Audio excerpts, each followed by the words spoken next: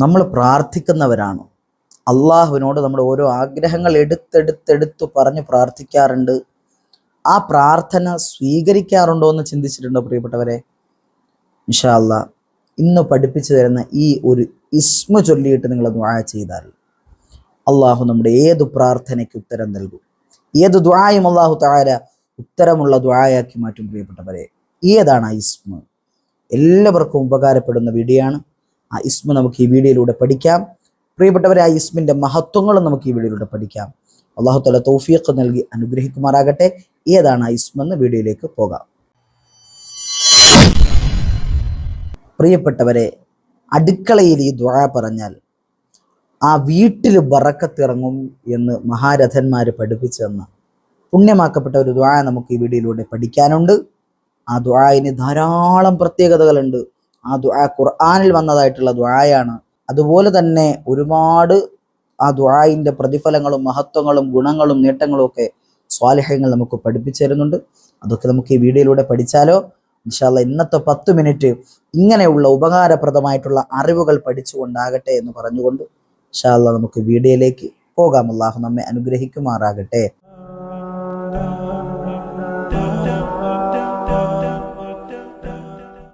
അസ്സലാമു അലൈക്കും വറഹ്മത്തുള്ളാഹി വബറകാതുഹു.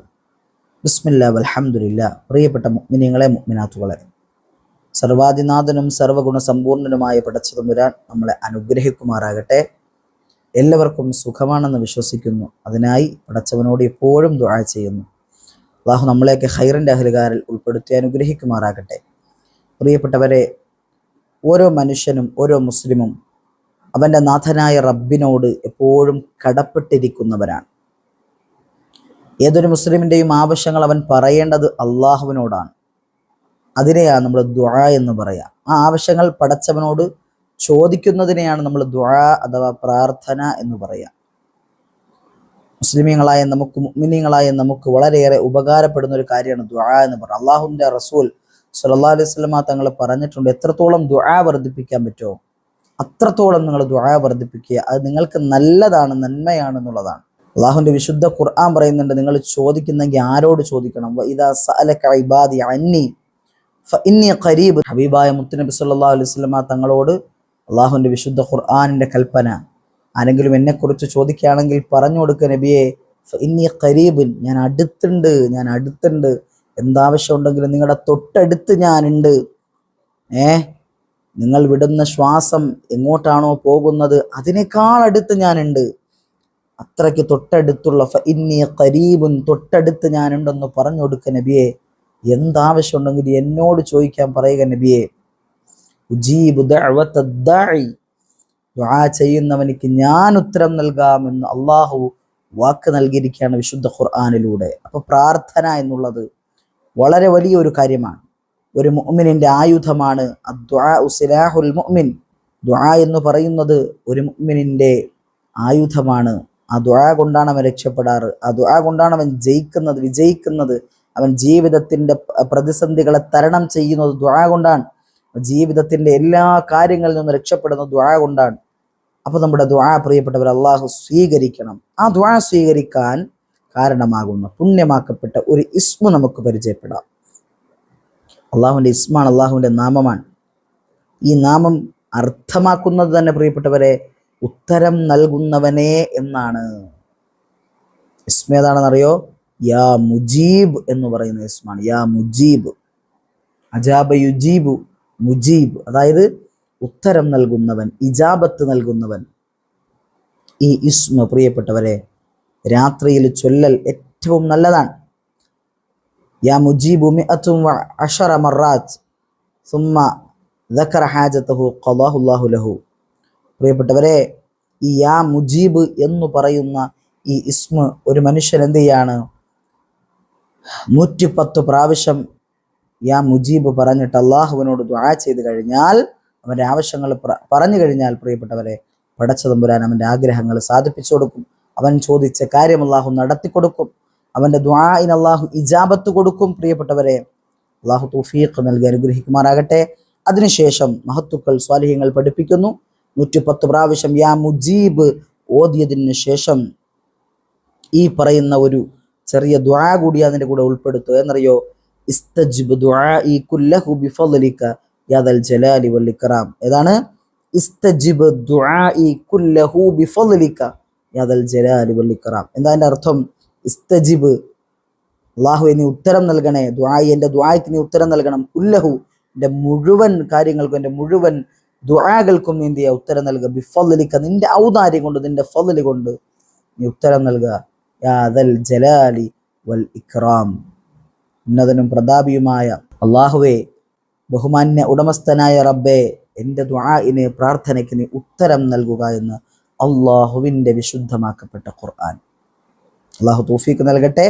ഈ കാര്യം ഇൻഷാ അല്ലാഹ് ആദ്യമായിട്ട് പറയാൻ.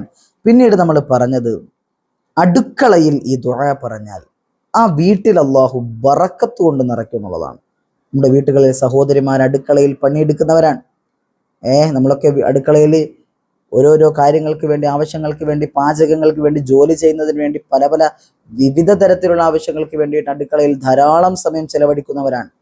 നമ്മെ സംബന്ധിച്ച് അടുക്കളയിൽ നിൽക്കുന്ന സാഹചര്യത്തിൽ ഈ ദുആ ധാരാളമായിട്ട് പറഞ്ഞാൽ നമുക്ക് ലഭിക്കുന്ന ഗുണങ്ങൾ എന്തൊക്കെയാണെന്നറിയോ പ്രിയപ്പെട്ടവരെ?